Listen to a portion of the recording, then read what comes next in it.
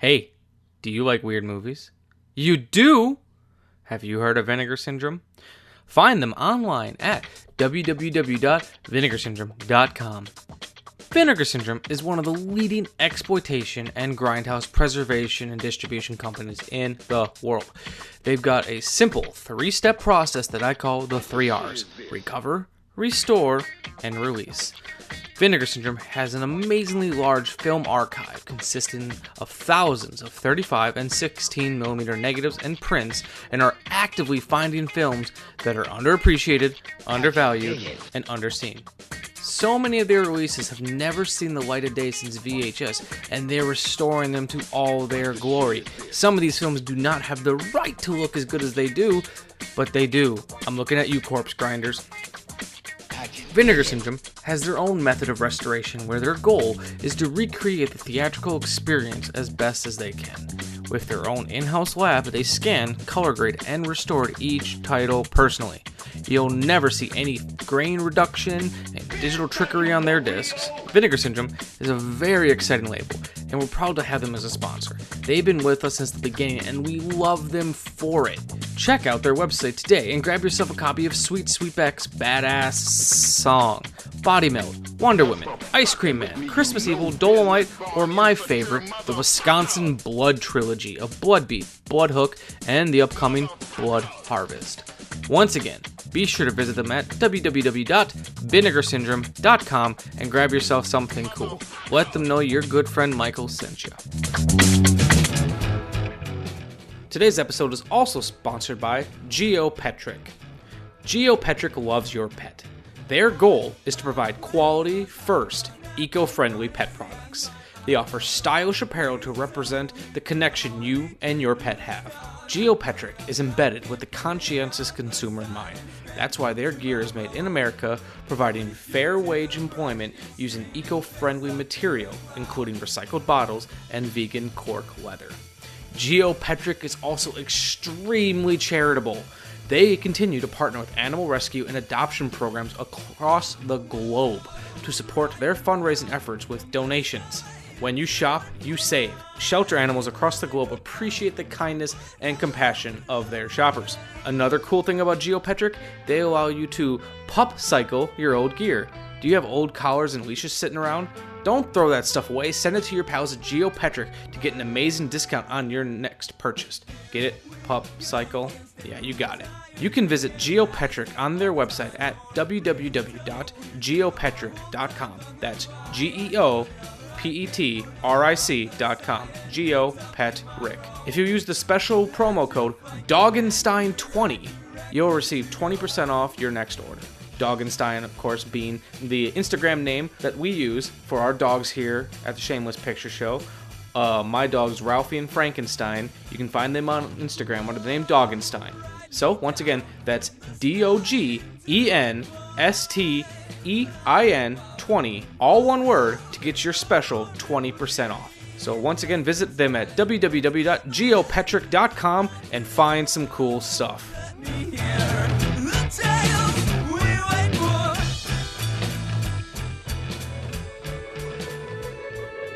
Warning! This movie podcast actually discusses movies. Be aware that it may discuss any of the following elements: endings, surprise twists, unexpected cameos, and all manner of spoilers. If this doesn't appeal to you, why listen to a movie podcast? Without further ado, please enjoy our feature presentation, The Shameless Picture Show.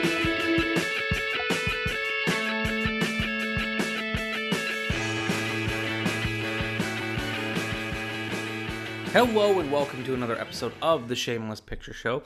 I am Michael Viers, and today I am flying solo. Things have been a little weird with our schedules as of late, where Nick is doing his yearly plein air festival in Maryland, where he is, in his exact words, being a literal carny, where he is, doing everything that involves with running a festival and still running a public access television station. So the man is busy. I've been pretty busy myself. I just came off of injury. I've been having issues with my knee, and we had a house guest for a couple weeks, so it just made recording a proper episode very difficult. That being said, I didn't want to go without, And last week, Nick recorded his, I think, really well done episode on his 5 favorite films. And I want to do one as well. And I've been thinking I've had the same probably top 5 films forever. And I stand by them. Nothing against changing your top 5, unlike Nick. Mine haven't really changed. But I thought, if anything, I've never thought about my top 10. My top 4 or 5 have always been solid. Have always been there, and I'll specify which ones those specifically are as we go along. But I thought, well, let me do a little thinking and see if I can come to terms with a top 10 of all time. I don't really have them ranked. I never really liked doing ranking systems, so instead I'm going to do them in chronological order from oldest to newest. And then on top of all that, if there's time, which there should be, we'll see how long this goes. I've also got some reviews to do for you as well. I've got a Criterion release that my wife and I both watched, but more importantly, I got a disc from Vinegar Syndrome that we also watched. So, I guess let's get going to our top 10, or my top 10. So first, going in order from 1935. We've got James Whale's masterpiece, Bride of Frankenstein. You make man like me? No. Woman. Friend for you. Woman. Friend. Yes. I want friend like me. I think you can be very useful. And you will add a little force to the argument if necessary. Do you know who Henry Frankenstein is and who you are? Yes, I know. Made me from dead. I love dead. Hate living. You're wise in your generation. We must have a long talk, and then I have an important call to make. Woman. Friend. Now, I don't really quite know what else to say about Bride of Frankenstein that smarter people haven't already said, but it's always been one of the most influential movies for me. So much so that I even have a stitch tattooed on my wrist because of how much I love this film. And it taught me how movies can be magical and they can be surrealistic and scary and funny and pretty much everything. So Bride of Frankenstein, for those of you who have not seen the film, is a direct sequel to James Whale's original Frankenstein. And in this, so at the end of Frankenstein, we all believe that Frankenstein's monster has been killed. At the end of the film, the windmill that's on fire comes crashing down, and it's meant to believe that Frankenstein, or Frankenstein's monster for being technical, was killed, and he is no more. But the success of that movie was more than anyone else had expected. And James Whale didn't really love making horror films. He was very much a chamber piece director, where he liked the big hoity-toity Hollywood epics. And personally, he felt that the subject matter was below him. It just wasn't his thing. He wasn't much of a horror guy. But with the success of Frankenstein, they wanted to make a sequel. So off the top, like just a bunch of I think some of the most unique things in this film is not only do they make a sequel and we find out Frankenstein's still alive, he wants Dr. Frankenstein to make him a bride, because he's realized that what he's truly missing in this world is companionship. If no one else will understand him, he should at least have another person like him that can understand him. And that's the basic premise of it. So Henry Frankenstein gets his mentor, Dr. Pretorius, together, and they work together to make the monster a bride. And some of the things I found really interesting about this is they tie Mary Shelley in. The movie begins with Mary Shelley telling the story of The Bride of Frankenstein. And so Elsa Lanchester does double duty as Mary Shelley and the monster's bride. I also love that James Whale is kind of lampooning himself just a little bit. James Whale is, well, it wasn't known at the time, but he was a gay man and often felt disconnected. It's the 30s, and homosexuality wasn't very accepted at the time, so he had to be very quiet about it. And I love that, you can resonate the story of Frankenstein, or the story of Frankenstein resonates with people because here's this misunderstood creature that can't find his place in life and just wants to find love. So that already, you can kind of tie that into the plight of homosexuality. But then he's kind of playing around with this concept of gay parents in a way with Henry Frankenstein and Dr. Pretorius. And there's their relationship with each other and kind of taking this parental role over the monster. And I don't know, I think it's great. I love the original Frankenstein, but there's something about The Bride of Frankenstein aesthetically that just brings me back. I think it's significant. It's one of the greatest films ever made. It's gothic, it's scary, it's funny, it's beautifully shot. It feels contemporary, even though the film is really old. And I personally think people that say they don't like old horror movies because they're boring haven't seen enough of them. This film, I think, is brilliant, and it comes up very often where I have this movie in my head and I want to rewatch it. Everything from Boris Karloff's portrayal of the monster and how he's given a little more to do. And you get to see a little more of the humanity behind him. Elsa Lanchester playing this frightened creature that doesn't understand who she is, and even she is afraid of Boris Karloff's monster. Henry Frankenstein not wanting to do this again, but feeling threatened. I don't know. There's just a lot to love in this, and if you have not gotten around to seeing Bride of Frankenstein, I really recommend it. As I've said before, I think it's one of the most important films ever made, and it's one that I absolutely love. It was a lot of fun being able to show Amanda the film. A couple years ago, she had never seen it, or she'd seen bits and pieces of it, and everyone knows some of the iconic imagery from this movie. Everyone knows the bride, her bouffant hair. Everyone knows the "It's Alive" scene. It's been spoofed to death.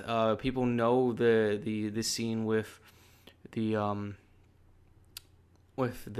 blind hermit, where he tries to become, where the blind hermit thinks that the monster is a mute, doesn't realize a monster because he can't see, and is trying to communicate with him. So you have this scene between these two people. One's blind and one can't talk. Them trying to communicate with each other, and it was spoofed so wonderfully in Mel Brooks' Young Frankenstein. I think people are going to be surprised by how much they recognize from this movie and how much other films have borrowed from it. So, my first choice is Bride of Frankenstein. And that's in my top 5, and that's never left. The first Gothic that I fell in love with was Bride of Frankenstein.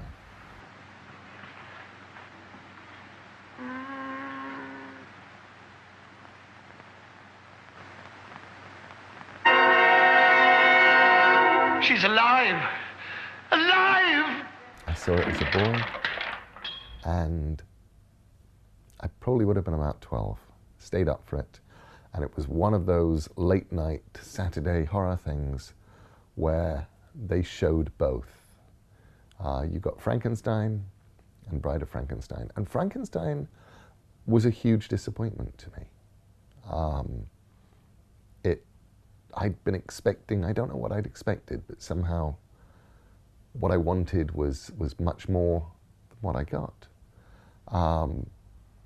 Bride of Frankenstein, on the other hand, was delirious.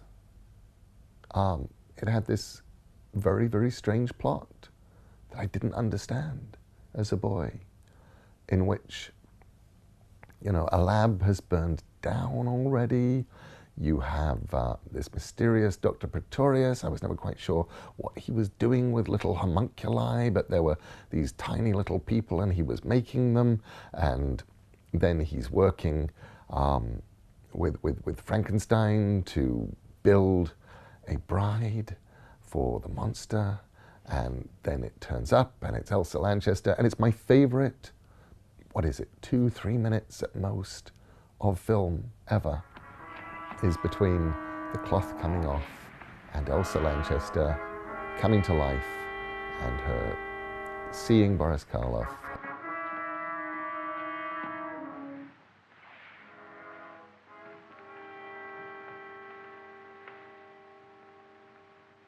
Friend?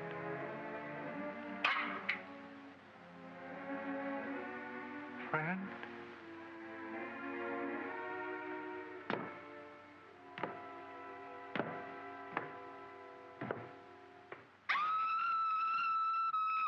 Screaming, him, hitting the "We Belong Dead" switch, and everything going. I just think that's perfect. I had no idea what it was about, quite what had happened, and I felt afterwards like I'd watched something faintly dreamlike. The peculiar thing about Bride of Frankenstein was it stayed one of my favorite films. I have seen it every few years, whenever I could, in whatever way I could.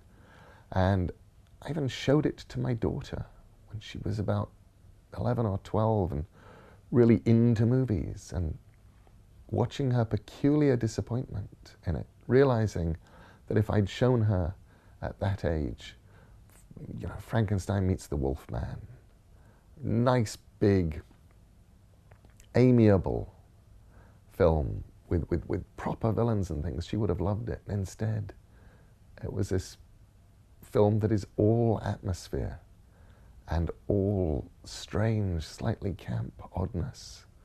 And again, a plot that is almost impossible to describe because it doesn't quite make sense enough to be describable. It's like a dream on waking. You accept it moment by moment as you go, and then Bride of Frankenstein is done. The "We Belong Dead" switch has been pulled, and it's all over. And you go, what was that? What was that? 1 minute where there's the beautiful young Elsa Lanchester actually getting to act playing Mary Shelley, saying, oh yes, there's more. And the next, you're into this strange, hyperbolic, hyper-real dream world. And I think it's magic. The next film is The Abominable Dr. Phibes by Robert Faust from 1971. Probably my favorite Vincent Price role. And that's saying a lot because I absolutely love Vincent Price. He's probably my favorite actor. What lovely music for a murder, or 2, or 3, or 9. Who's this? Ladies and gentlemen, I want you to meet a dear friend. 9 killed you. 9 shall die. Your wife, no, Phibes. But you I will kill. But you can't, Doctor. I am already dead. Here, how are we going to get him off this? You take his head, and I'll take his feet. Let's unscrew him.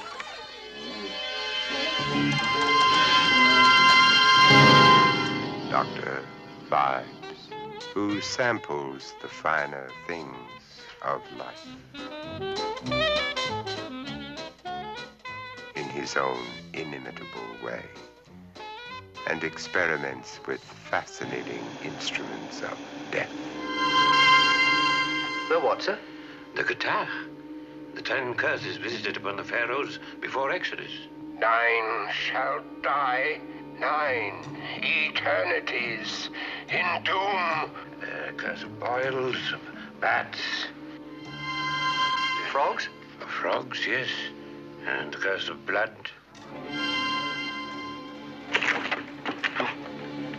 Curse of hail in the bloody middle of nowhere.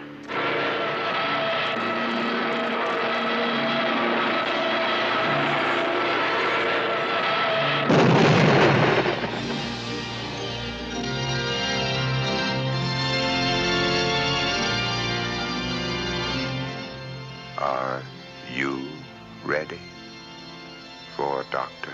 Five? Even bad Vincent Price roles are good Vincent Price roles, in my personal opinion.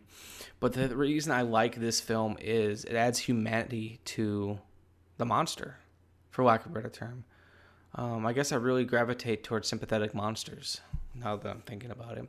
And while it's kind of hard to say that Vincent Price in this movie is necessarily a monster, he is deformed, disfigured.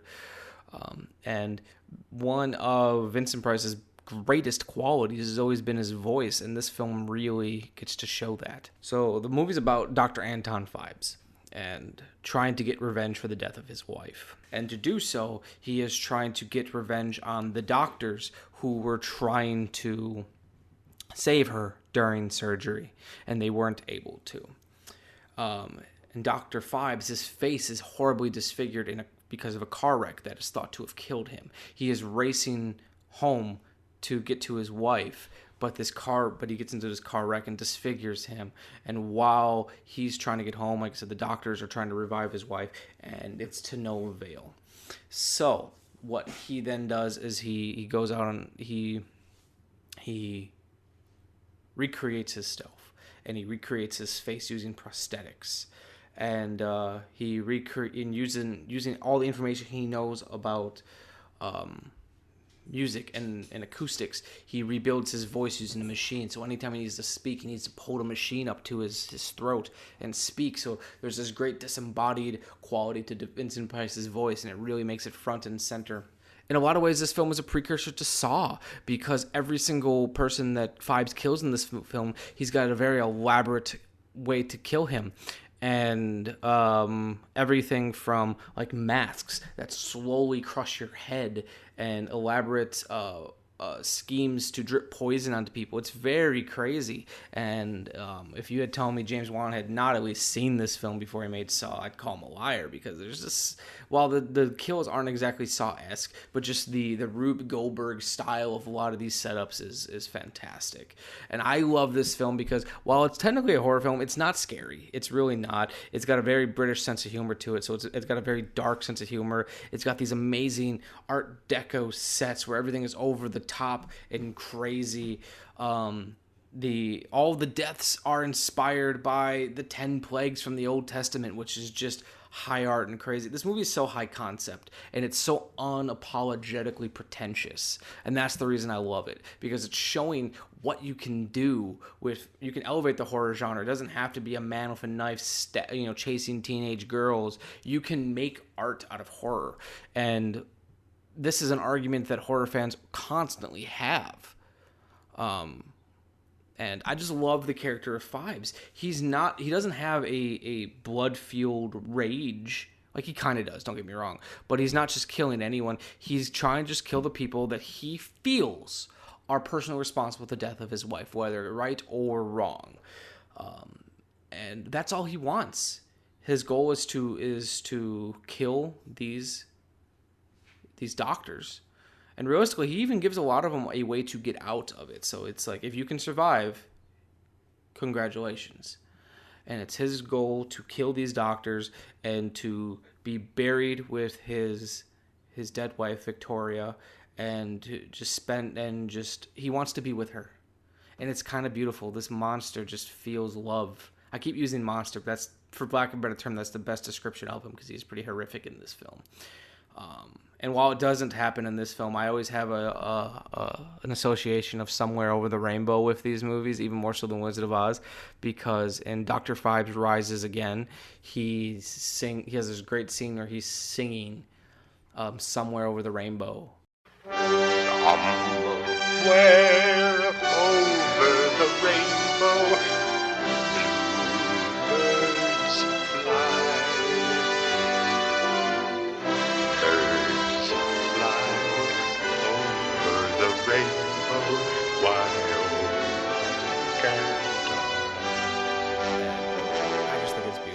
This film is beautiful. It's funny. It's goofy, and I think everyone should go out and see it.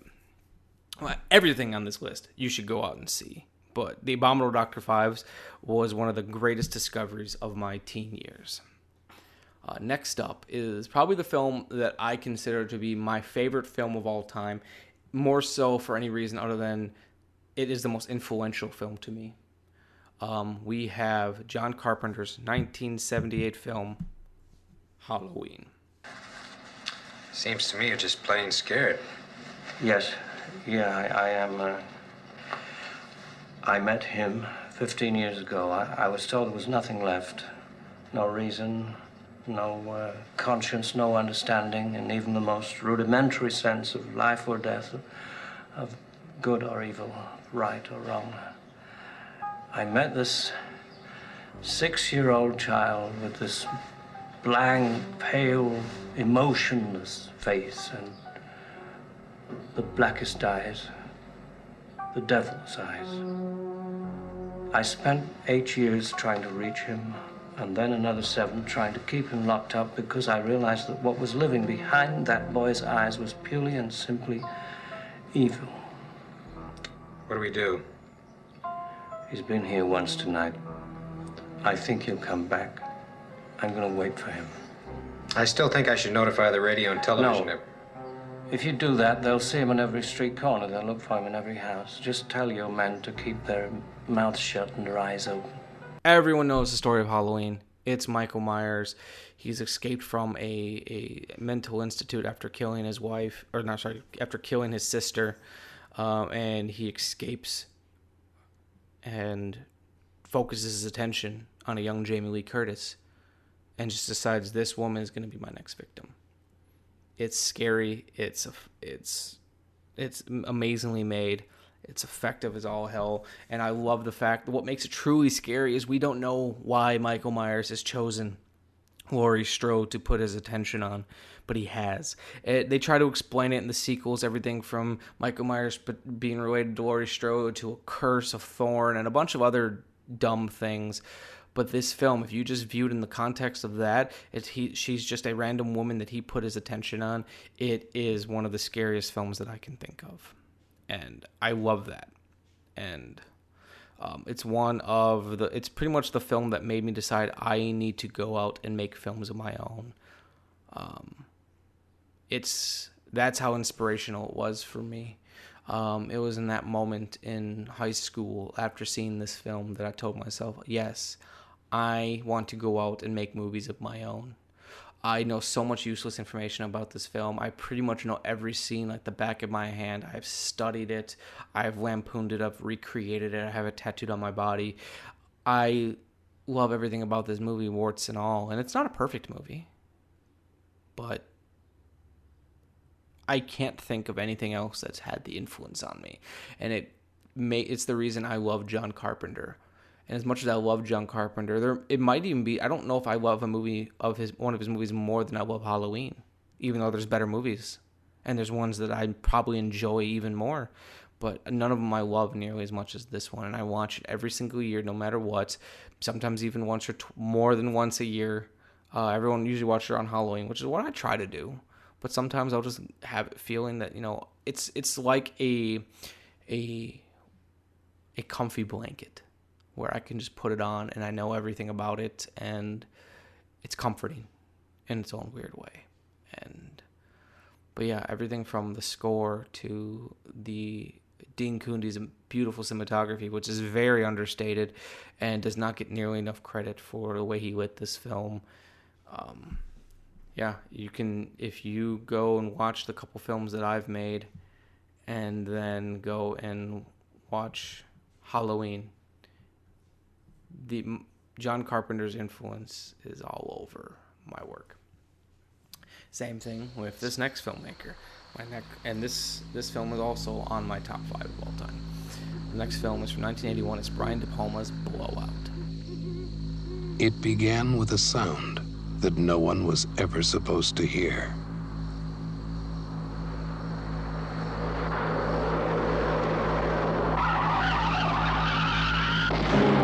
He's the one who saw it? Yes, he says he pulled the girl out of the car. I would like you to forget about her. Yeah, that's what I heard just before the tire blew out. You're right, it was a shot. He recorded a murder they say never happened.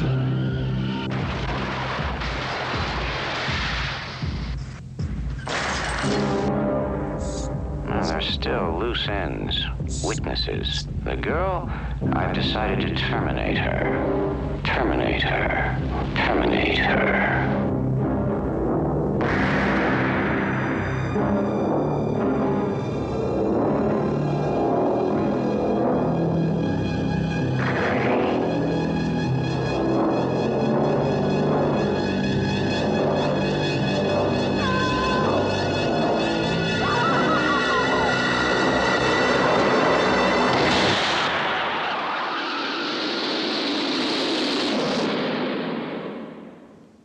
Brian De Palma's Blowout.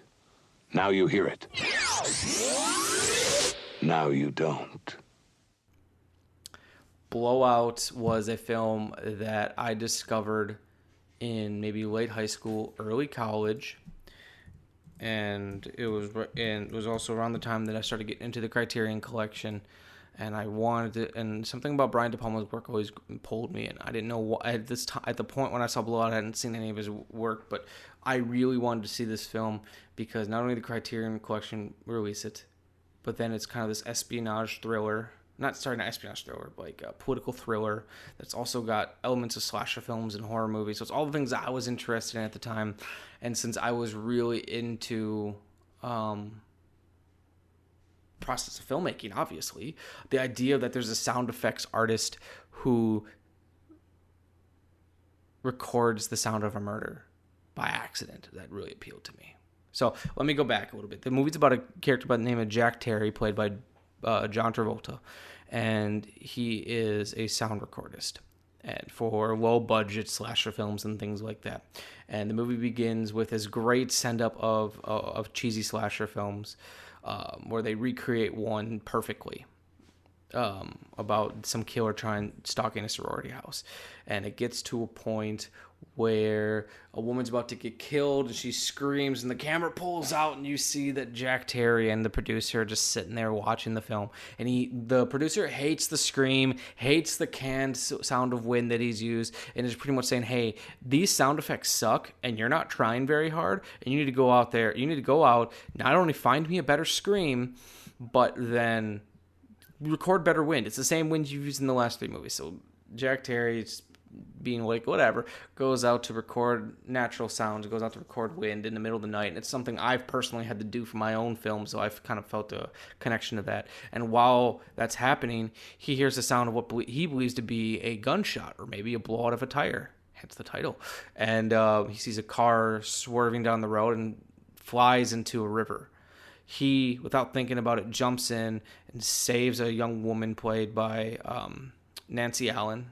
Her name is Sally, and she gets sent to the hospital, and we find out throughout the course of the film that she is a prostitute that, or male escort, or female escort, whatever you want to call her, who is with the governor.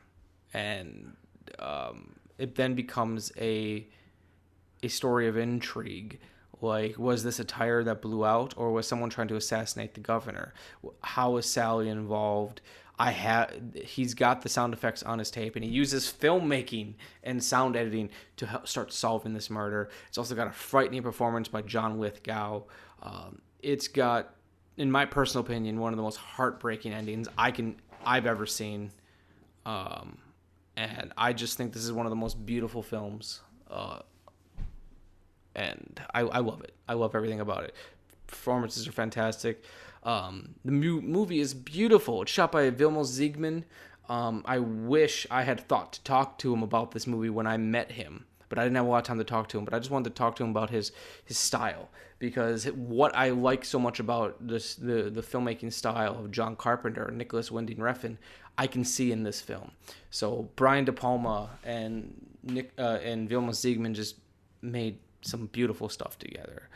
This might even be my favorite Vilmos Zsigmond film.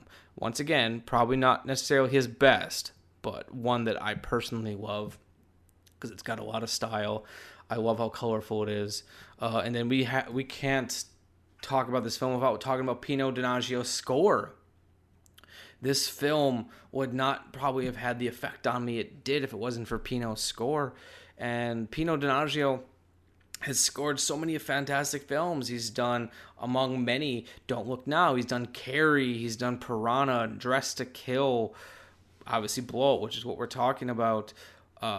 He's done so many great scores. Hell, he even did the score for Seed of Chucky. But the love theme in this song is beautiful.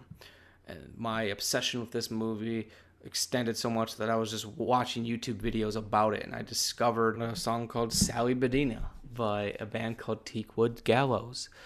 And a friend of mine, Cameron Masterson, I reached out to him, told him how much I loved his song, and that I would love for him to make a song for my film From the Darkness Theater. So I sent him the script. He wrote a beautiful song, and then he has done songs for 2 of my different films, all because of my love for Sally Bedina, the song he wrote, which I will play in here. Along with I'll play a little bit of Pino Donaggio's score, and then cut right into Sally Bedina. So there's going to be about a couple minutes of just pure music right here, but trust me, it's worth it.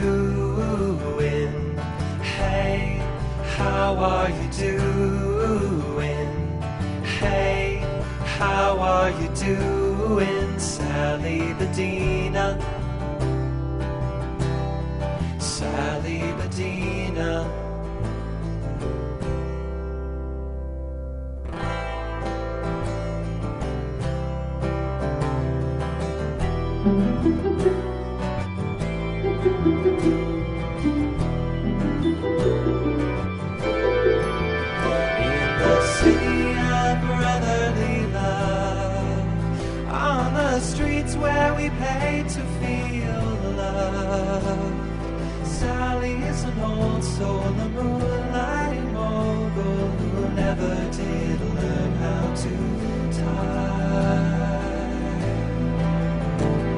Sally has learned how to hide, and her makeup so aptly applied.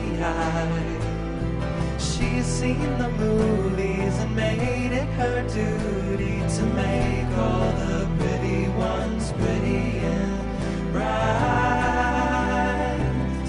She'll make it right. Hey, how are you doing? Hey, how are you doing? Hey, how are you doing? Sally Medina, Sally Medina.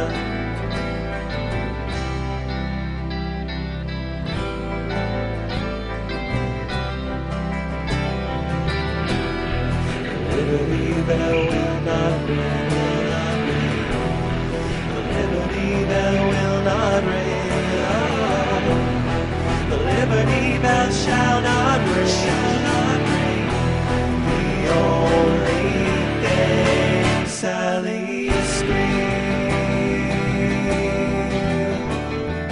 Hey, how are you doing? Hey, how are you doing? How are you doing? Sally Medina, Sally Medina, Sally Medina, Sally Medina.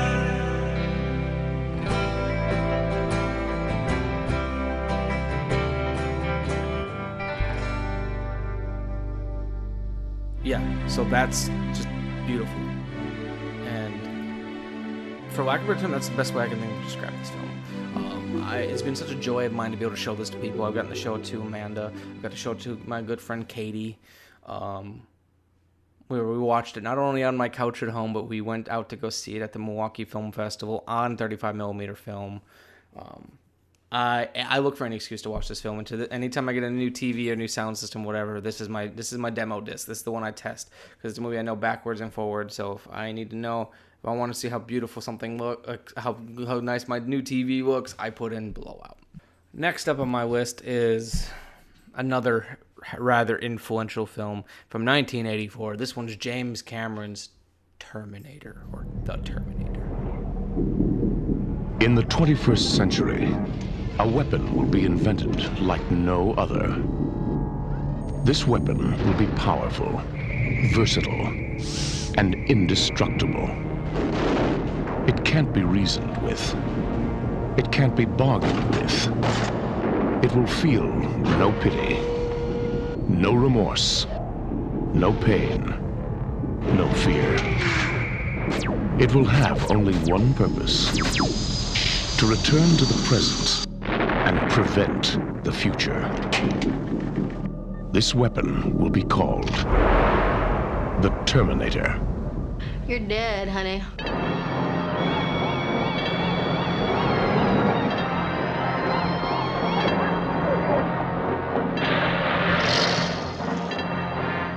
What day is it? The date? 12th May, Thursday. What year?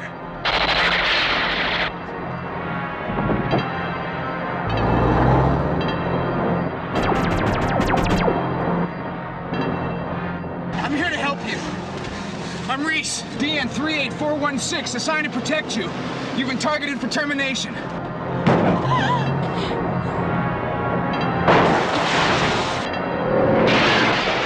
Why does it want me? Why me?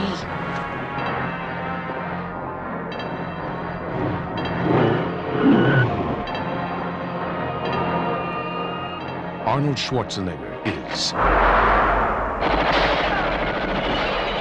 the Terminator. Your future is in its hands.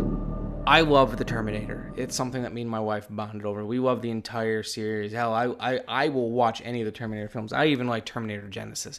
But this original Terminator film is probably one of the most perfect films ever made of its type. science fiction slasher horror film. I think it's brilliant. So the film, if you have not seen The Terminator, it's very surprising. And if you've been missing out on it because you have some preconceived notion of what it's going to be like, go see it. Even if you only see Terminator 1. I know a lot of people out there prefer Terminator 2. Terminator 2 is an amazing film. But I actually personally think The Terminator, the original film, is the best of the series. It's a science fiction horror film, as I said. It's about a cyborg assassin who gets sent back from 2029 to 1984 to kill Sarah Connor. The reason he's trying to kill Sarah Connor because in the future, Sarah Connor's son, John Connor, becomes the leader of a resistance movement that is able to stop Skynet, a artificial intelligence defense system that's become self-aware and controls all these killing machines that are trying to wipe out mankind. And the world becomes a nuclear holocaust once Skynet releases nuclear weapons and destroys everything, and people are becoming more and more scarce as these machines take over. How cool is that? But so the Terminator, played by Arnold Schwarzenegger, goes back in time. It's a T-800 model. Not that that's important. It's just a useless piece of information, I know. And he looks a human. And he's gonna go try to kill Sarah Connor, who's played by Linda Hamilton. And Linda Hamilton has no idea what's going on. She doesn't even she's not dating anyone at the moment. She doesn't have kids. She has a hard time believing that she is anyone of importance, especially that a child she doesn't even know is going to exist is going to be so important. And then also going back in time is Kyle Reese, played by Michael Biehn. Kyle Reese is a resistant fighter from the future who is sent back with one simple objective: to stop the Terminator from killing Sarah Connor. Cyborgs don't feel pain. I do. Don't do that again. Just let me go. Listen and understand that Terminator is out there. It can't be bargained with. It can't be reasoned with. It doesn't feel pity or remorse or fear. And it absolutely will not stop. Ever. Until you are dead.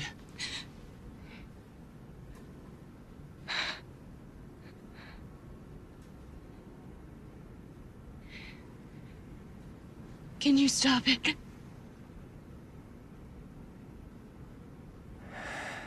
I don't know. With these weapons, I don't know. He can't go back to the future, so he pretty much knows this is a death mission. He's either going to stop the machine and live out the rest of his life in the past, or die trying. And, James Cameron is a very interesting filmmaker because he has made so many films, a lot of things that people love, a lot of things that people hate. He's made some of the biggest films ever made. Like, look at the Avatar film. I don't personally think I'm not a huge James Cameron fan. I like his films. I like The Terminator, both Terminator films. I like Titanic, I guess, but like this film is, in my personal opinion, the best thing he's ever done. And I think it's just a perfect storm of trying to tell a very simple story, very well done story. He's got amazing cinematographer Adam Greenberg is shooting this film, and I think the movie is shot perfectly. It's stylistic without being too over the top. It's dark, but you can still see everything. And then the Brad Fiddel's score for The Terminator is one of the best of all time. I will fight for that. It's one of the best of all time. Just even thinking about the score is giving me goosebumps, and I'm sure I'll pipe it in a little bit.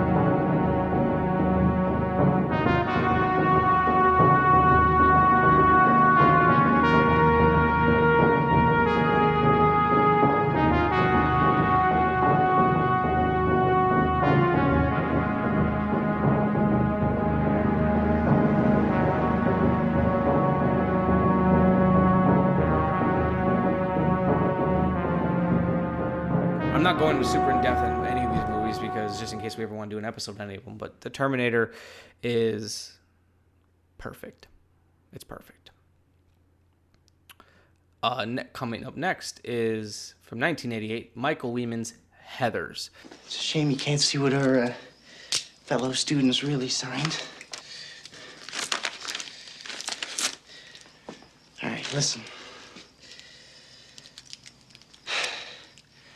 We students of Westerberg High will die. Today, our burning bodies will be the ultimate protest to a society that degrades us. Fuck you all.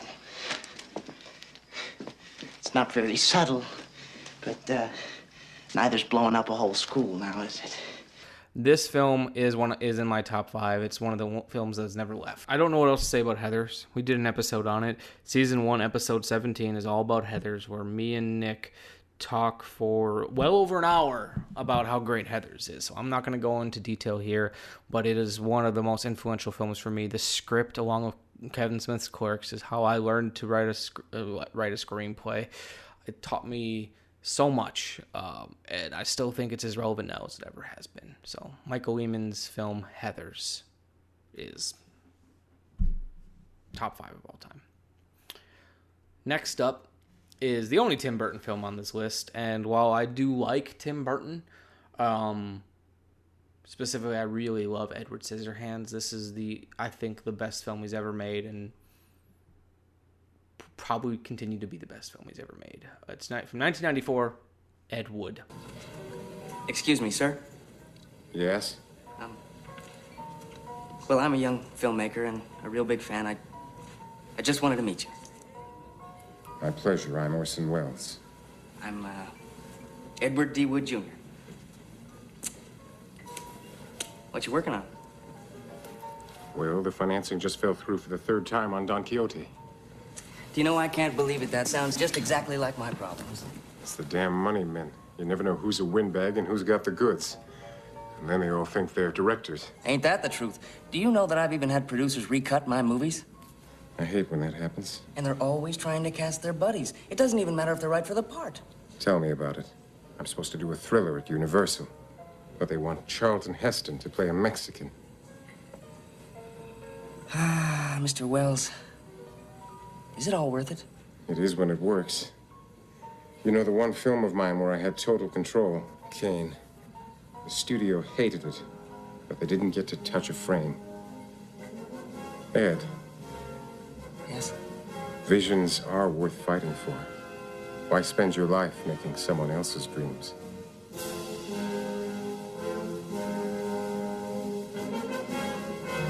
Thank you. Orson. Ed Wood is the true life story of filmmaker Edward D. Wood Jr., best known for making Plan 9 from Outer Space. Tim Burton tells his story because, very much like Tim Burton, I was also inspired by Ed Wood, not necessarily his filmmaking. Remember in college I read a book about Ed Wood. I don't remember which one it was. I think it might have been... it was Nightmare of Ecstasy, which this movie is inspired off of.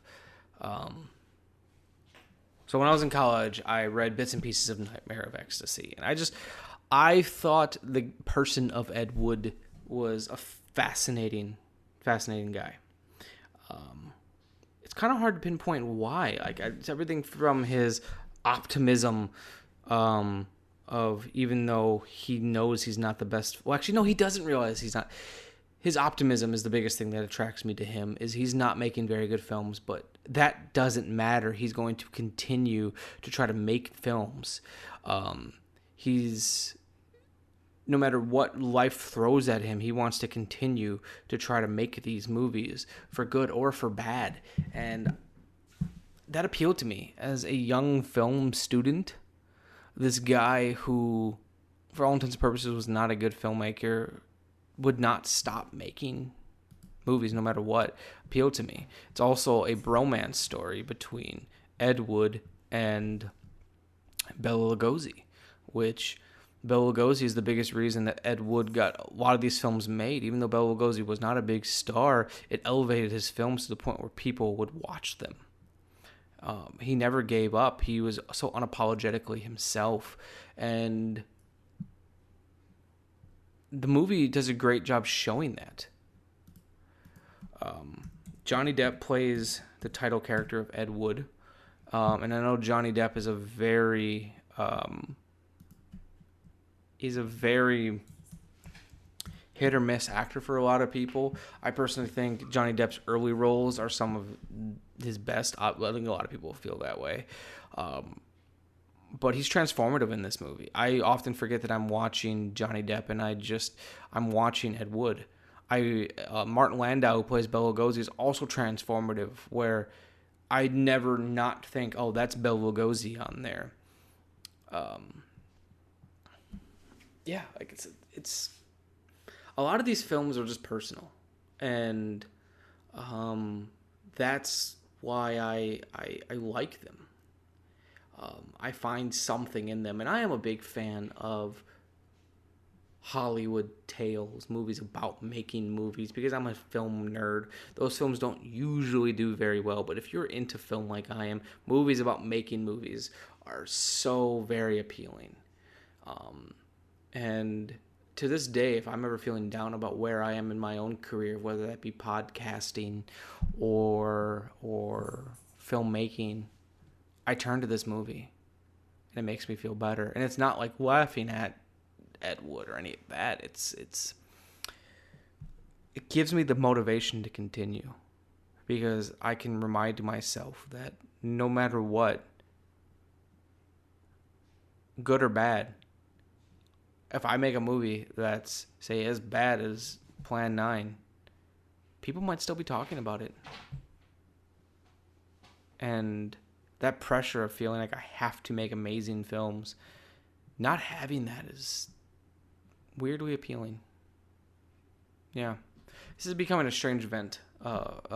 This episode is becoming a very weird thing of me venting about frustrations. But you're the ones listening. Thank you.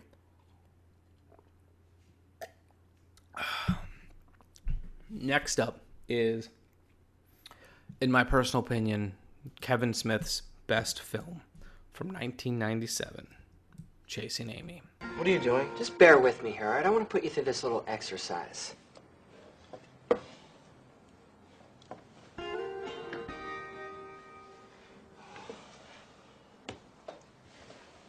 All right, now see this? This is a four-way road, okay?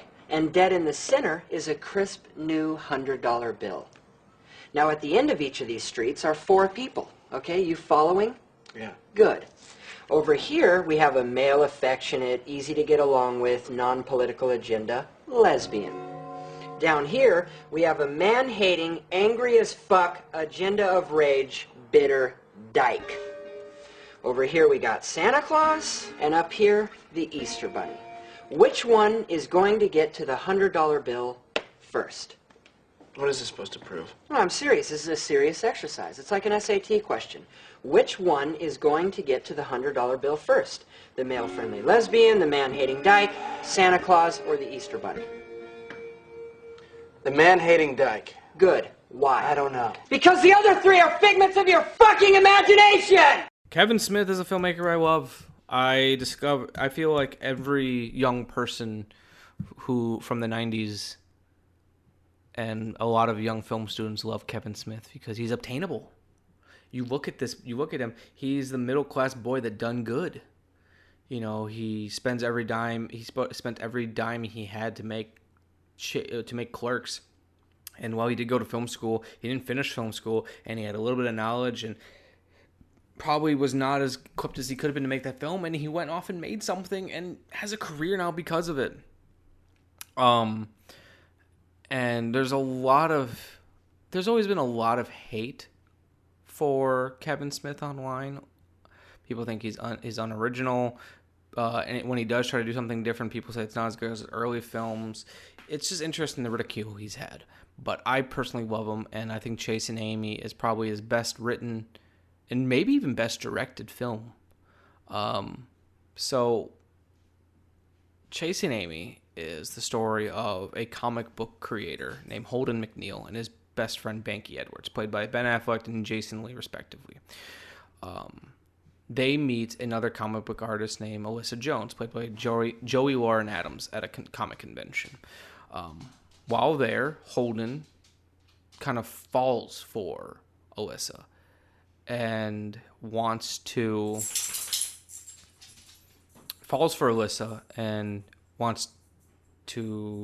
hook up with her, date her, or however you want to say it, only to find out that Alyssa is a lesbian.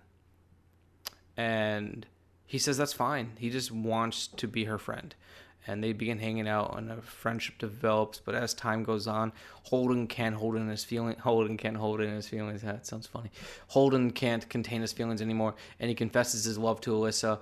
And she hates him for a little bit, but realizes she also has feelings for him. And then the rest of the film is kind of showing their relationship. And it's funny, it's sad, it's weirdly profound, and while it doesn't necessarily have a happy ending, it's got a satisfying ending. Kevin Smith has said the reason he wrote this film is not... he said he wrote it for Joey Lauren Adams because he was dating her at the time, but also about her. Not necessarily... And he said not about her being a lesbian or anything like that, but it was about his own inadequacies and feeling like she's done more and seen more of the world, and how that made him jealous. And that always kind of appealed to me, because one thing I've liked about Kevin Smith is, while people kind of dismiss him for only being a filmmaker who writes dick and fart jokes, I've always respected the fact that he's never been afraid to be real and to put a lot of himself in a movie and make it personal. His Jersey films have a lot of him in him. He pulls from his own real life. And while the events of Chasing Amy weren't necessarily real, they didn't actually happen to him, it feels real. It's probably some of the best acting that Ben Affleck's done, as goofy as he can be in this film. He feels real. You seemed weirded out back there.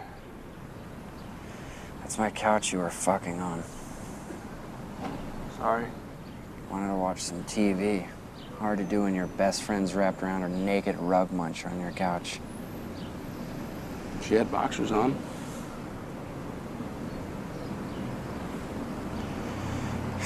This is all gonna end badly.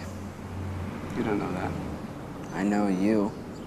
You're way too conservative for that girl. She's been around and seen things we've only read about in books. We have read about them, so we're prepared. There's no we here.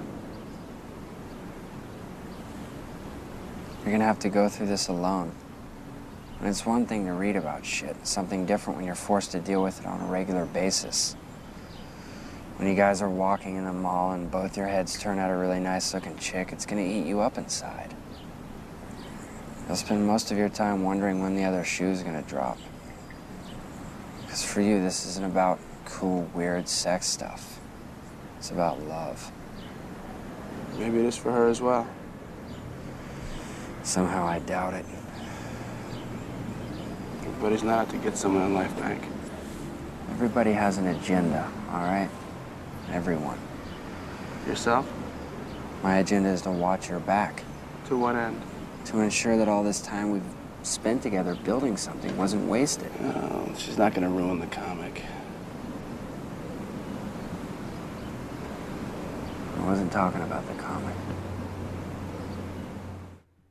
And I just think one thing I also like about Kevin Smith as well, I was talking to, just mentioned to, on Facebook very recently, a friend of Kevin Smith named Vincent Pereira was posting about some of his favorite scenes in movies and some of his favorite shots. And he chose one from Chasing Amy, of Holden and Alyssa laying in bed together. And he was talking about how he just loved the composition and the framing. And I had mentioned to him that I think one of Kevin Smith's best qualities is that his style is minimalism. Because he was talking about how Kevin Smith's a friend of his, and people always say that Kevin's style, he doesn't have a style. And I was telling him, I was like, I disagree with that. Well, I agree that he believes that Kevin Smith has a style, and it's a very minimalist style. He does not. Kevin jokes that he doesn't move the camera around very much because he doesn't know what to do with it. But what comes from him not moving the camera is very interesting framing. And he holds on this framing, and that very much is a style of its own. I don't think he necessarily thinks about it this way, but his films are composed of a lot of long takes, and that's the way that's what I like in films. That's what I like to shoot with. Is also this minimalist style, and his style in Chasing Amy really inspired me without even me realizing it. So yeah, Chasing Amy. Next up is from 2007, so we're making a 10-year jump. Guy Madden's My Winnipeg.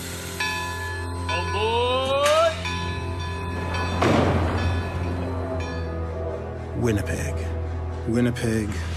Snowy, sleepwalking Winnipeg. My home for my entire life.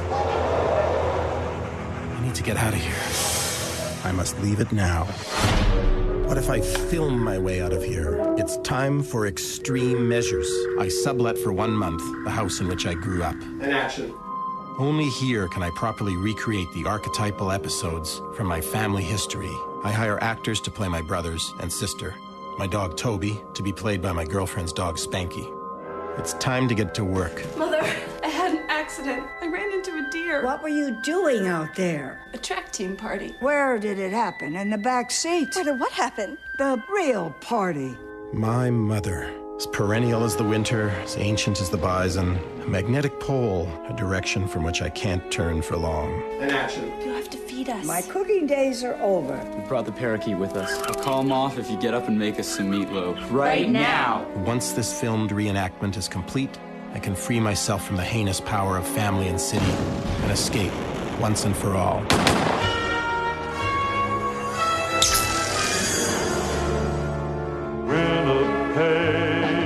Winnipeg, wonderful Winnipeg, where I belong, and joys redound in one long happy song.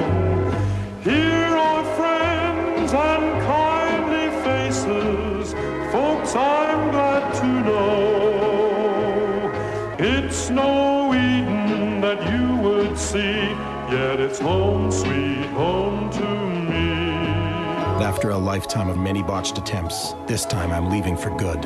Again. Wonderful Winnipeg. So I saw My Winnipeg for the first time in film school. I actually got to see it in my experimental cinema class. We had to watch it for class and come back and report to it. And the movie blew me away. So Guy Madden is a director that I will say, this is the only film I've seen by him. But he's fascinating. The little bit I've read about him. But this film he describes it as a docufantasia. And he describes it as a mixture of personal history, civic tragedy, and mystical hypothesizing. So it's kind of presented as a surrealist documentary. So what that means is the story is about Guy Madden. He tells his story of growing up in Canada. And he even casts an actor to play him, even though he's the one narrating it. And it's just kind of like this weird history of not only his life, but Canada that at times seems a little goofy. And it also gets very over the top and surrealistic, which I really appreciate. I've not seen this film since I originally saw it, but it stuck with me so much that I talk about it all the time. I talk to it about a lot of people. Like weird little things he talks about in this film and it's on the poster, is about a drove of horses that ran into a lake, and then the lake froze around them.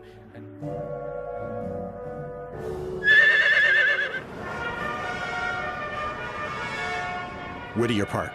1926, early in the winter. The first horrible snap of cold. A fire in the paddocks. Started when a squirrel scorched itself on a power cable. The horses, panicked, frightened, wildly fleeing from the flames. One last race for their lives, out into that cruel snap of cold. No other way to escape the flames but to cross the Red River. Swimming in the current, swimming, fighting the current, that current clogging with jagged chunks of freeze-up. The ice takes on heft, deadliness. Horribly, everything clogs. Both horse and ice clog together. An ice and horse jam. Piles and paralyzes. Locks each animal in place by its panicked, bulging neck, by its frenzied head.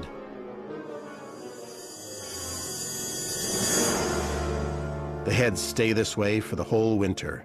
5 months at the Forks, like 11 nights on a vast white chessboard. A great public spectacle. We grow used to the sadness, simply incorporated into our days. Soon, the Hawley Snowshoe Club embarks on weekly jaunts out to the Horseheads and holds little jamborees there.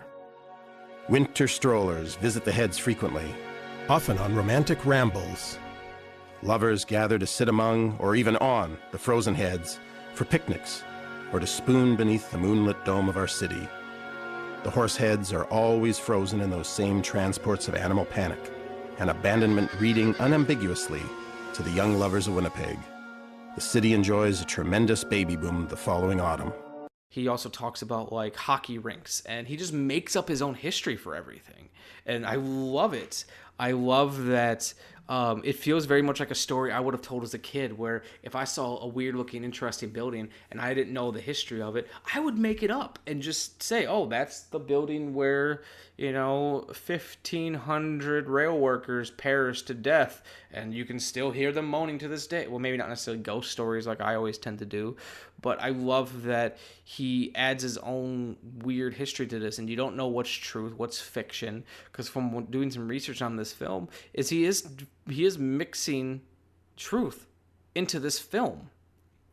And but he has got so much craziness around it that you never know what's actually true. And I like that. The film is endlessly fascinating. It's weirdly shot, and I can't say enough good about it. So Guy Madden's My Winnipeg.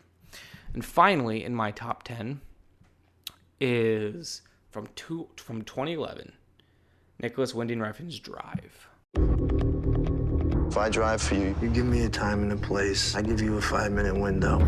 Anything happens in that 5 minutes and I'm yours, no matter what. I don't sit in while you're running it down. I don't carry a gun. I drive. So you just moved to LA? No, I've been here for a while. What do you do? I drive for movies. Is that dangerous? It's only part-time. You put this kid behind the wheel. There's nothing he can't do. Kid, I want you to meet Mr. Bernie Rose. My hands are a little dirty. So am I. My husband's coming home. Where is he?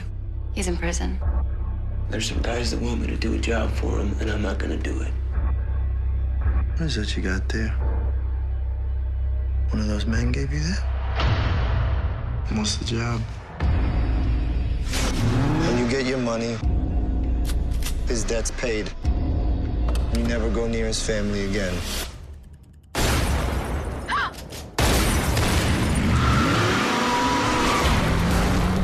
Did you have any idea there'd be a second car? He said there would be another car to hold us up. Whose money do I have? I'm gonna tell you something. Anybody finds out, we're both dead. That's why this driver's gotta go, Bernie. He's gotta go.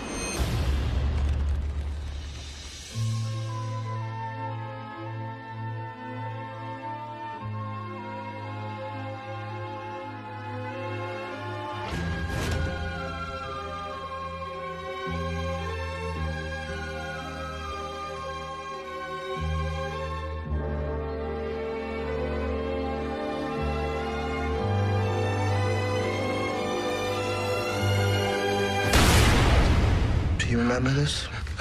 No.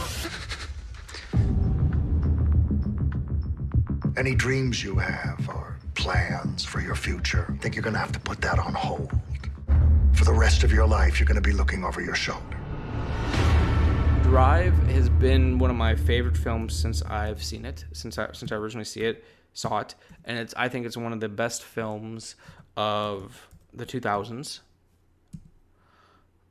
And while I love everything that Nicholas Winding Refn's done, for better or for worse, because there's a lot of people out there who don't like his style. They use style for style's sake, and he's got no, what is it called? He's got no heart behind what he does. I just personally think he's fascinating. So Drive, going on again with my movie love, stars Ryan Gosling, and he is playing a Hollywood stunt driver who moonlights as a getaway driver. The very first scene is like a 20-minute sequence of just him driving through Los Angeles, and getting away from the cops. He's been hired for a job.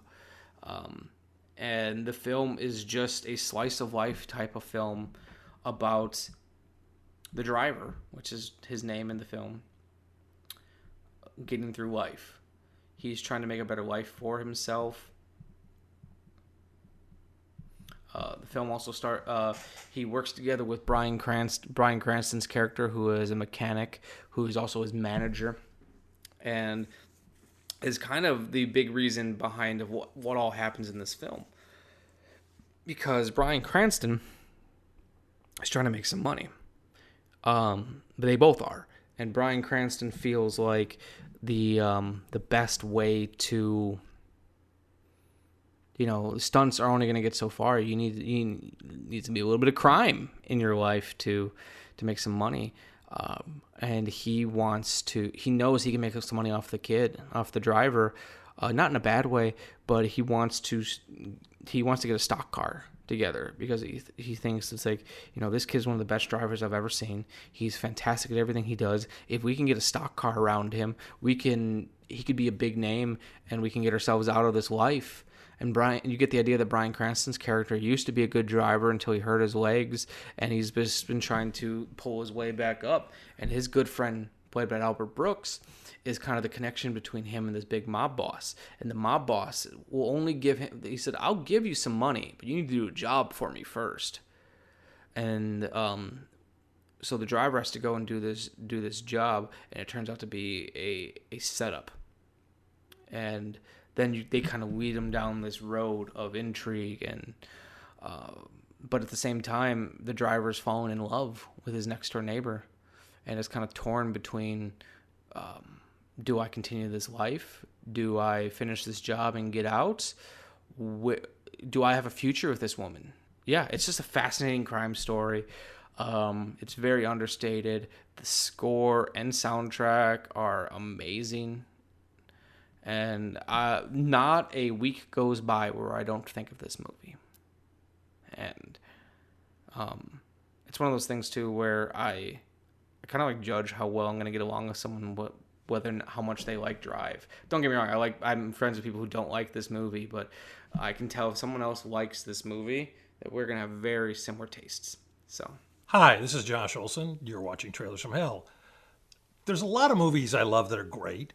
And there's a lot of movies I love that I understand why some people hate them. I mean, everybody has their own taste, and there's a bunch of films that, I love them. I get why you hate them. I could even write a book on why you hate them, but I love them anyway.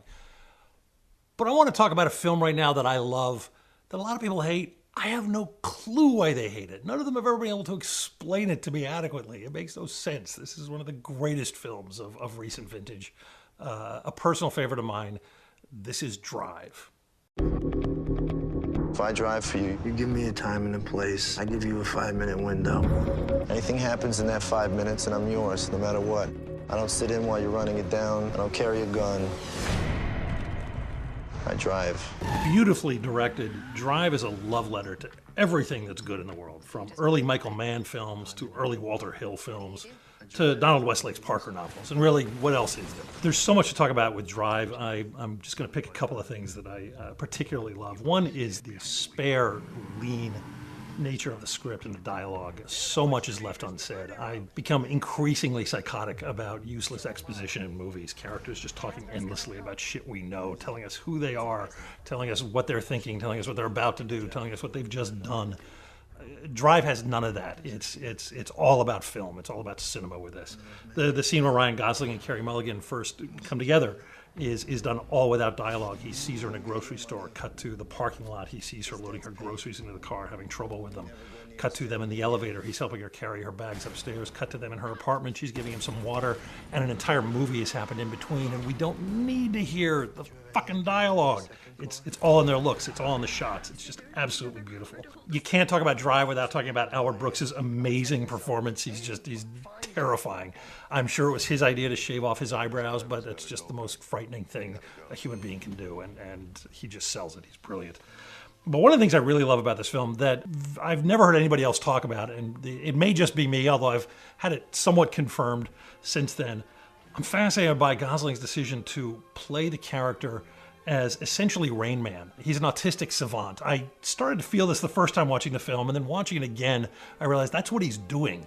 His driver, an unnamed character, is very quiet, very emotionally distant. He has a hard time relating to anybody except children, who he's very fond of, and he has a ferocious, violent temper that comes out in some explosive scenes. But he's brilliant, like Rain Man. He gets behind the wheel of a car, and he can drive it anywhere, take it anywhere, do anything with it. It's a really interesting idea, and it really works in this film. It's very subversive and twisted and funny, and I love that about it. Any dreams you have or plans for your future, I think you're going to have to put that on hold. It's fantastic. Well, everything on this list, in my personal opinion. So that's my top 10. Like I said, it's kind of weird doing these episodes without having to talk to someone, and I haven't rewatched a lot of these films in a while, so if I didn't go into as much detail as you'd like, I'm so sorry, but, you know, only got so much time in my hands. Before we wrap up, because I have been talking for a little bit, I might save talking about Inside Llewyn Davis for another time. Instead, I am just going to talk about the Vinegar Syndrome release I had just gotten, called The Corruption of Chris Miller.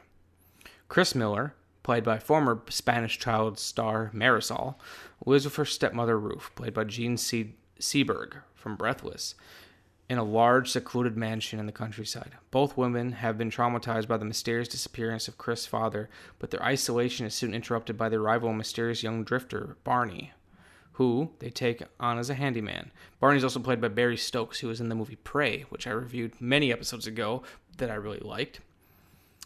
All the while, an unknown sickle-wielding killer has been stalking the area, leaving an ever-growing body count, and it's not long before the women grow increasingly suspicious of Barney. A bloody and twist-filled giallo from acclaimed filmmaker Juan Antonio Bardem, who directed Death of a Cyclist, The Corruption of Chris Miller has remained one of the hardest to see of all the Spanish-produced gialli.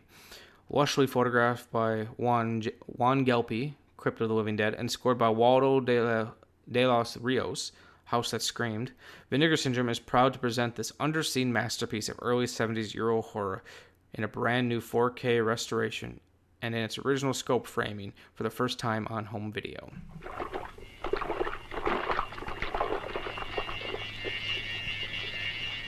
We never know when something is going to happen.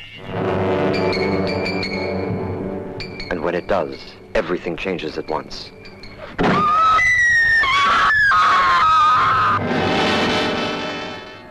The Corruption of Chris Miller.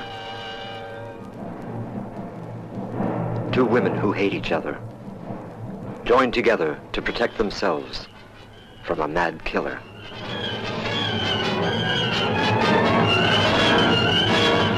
He's in the library.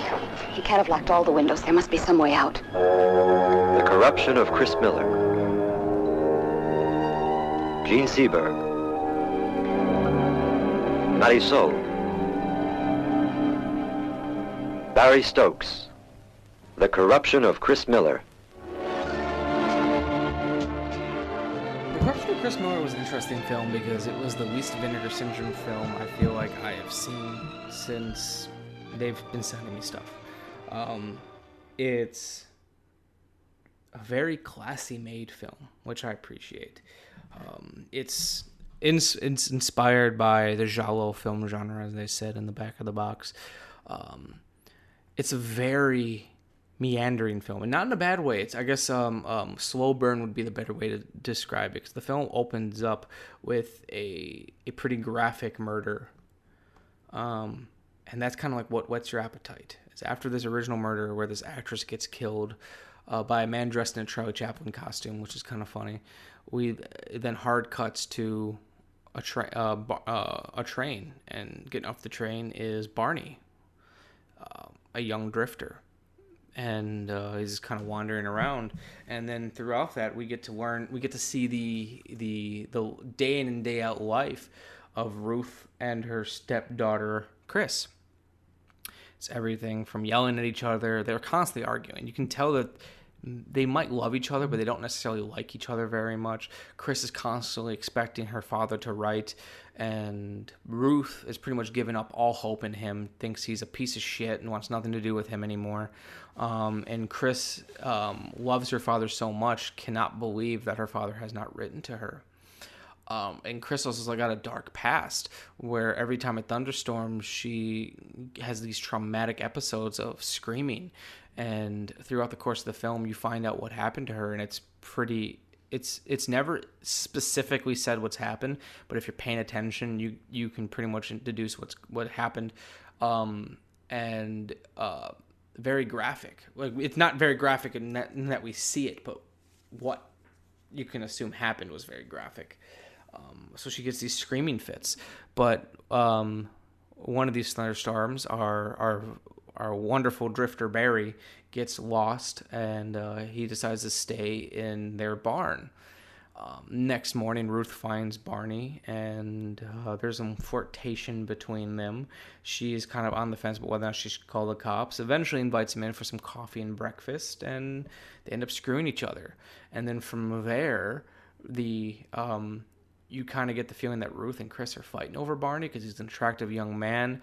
Ruth likes having Barney around because he's more than willing to have sex with her, but you could tell he's more interested in Chris, and Chris is letting her guard down and starting to trust him. But then there's this sinisterness, right, running throughout it, of the murder that we saw at the beginning of the film had just come to light, and now there's police investigating it, and they're sniffing around the town, and they're thinking, well, here's this young guy who just showed up out of nowhere. Maybe he's the one to blame. And it becomes kind of a murder mystery whodunit film throughout the span of it too. It has a very interesting, but also very satisfied ending that made me and my wife kind of both yell out loud. It's slow. It's about hour 50. So it's a longer film. It takes its time.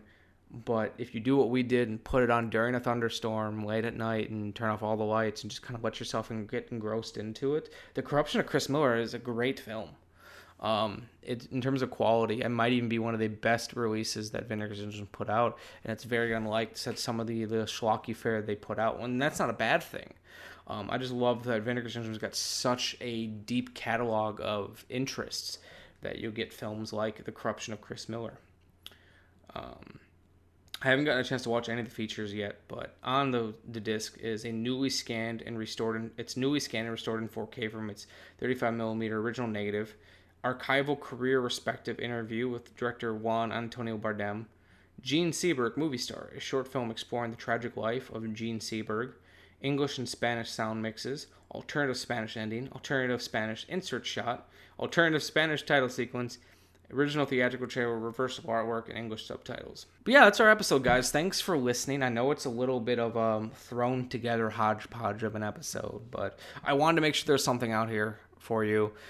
We love everyone that listens to this show. Me and Nick will be back very shortly. We're planning our Dark Crystal episode, which will be, I think, the next episode. And then after that, we're probably going to finally do our Shameful Picture Show episode, where we discuss Super Mario Brothers and Masters of the Universe, unless something changes. Before we wrap up, we've got 2 reviews that I want to read out loud. First is from a username Stalwart Gamer. He gave us 5 stars. The heading says fun and easy to listen to. These guys and their guests are fantastic. I love the running jokes and references. I haven't seen half of these films, and the episodes make me want to go out and discover them. So, thank you very much, Stalwart Gamer. I really appreciate that. The next one is done by a friend of the show and one-time co-host, Katie Cadaver. Her headline, which was cut off, says unique and thoughtful, I assume it says film analysis. Also gave us 5 stars. She said, Michael and Nick put on an excellent show. They do a great job digging deep into each film, and their discussions are thoughtful, informed, and a lot of fun. Production value is definitely a step up from most independent podcasts, and I really appreciate the care and attention put into each episode. Listening to episodes discussing films I've already seen is my favorite way to consume Shameless Picture Show. But even if I haven't seen the film being discussed, I still enjoy those episodes a lot. The Mill Creek and Vinegar Syndrome review episodes are greatly appreciated as well. I've added several titles to my watch list. Keep up the amazing work, guys. So that made me feel fantastic. So thank you, everyone who has listened, who has written reviews. It really is helping us. I love you all. As always, guys, rate, review, and subscribe. We are on Spotify, Apple Podcasts, Google Play Music, Stitcher, Spotify. I think I already said that one. Pretty much everywhere. And if we're not on your podcast app of choice, let me know, and I'll make sure I personally reach out to them and get us on there. As always, we're on Instagram at Shameless Picture Show. I am at Michael_Viers, and Nick is at a word worth 1,000 pics. Thanks a lot for listening, guys. We'll be back.